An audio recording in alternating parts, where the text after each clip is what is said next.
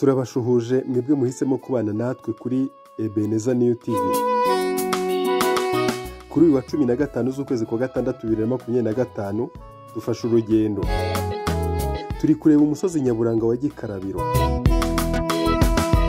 Nta handi twerekeje uretse muri santere ya Buhanda ahari kubera amateraniro y'ivugabutumwa y'ibyumweru bibiri yateguwe na Korali Dushima Imana ibarizwa mu itorero ry'Abadivantisi b'umunsi wa karindwi rya Buhanda, intara y'ivugabutumwa ya Mbuye. Umubwiriza muri aya materaniro ni Nzayisenga Florida. Igihe icyaha kimakajwe mu muryango, abazabigiramo ingaruka kurenza abandi nikiye n'abana.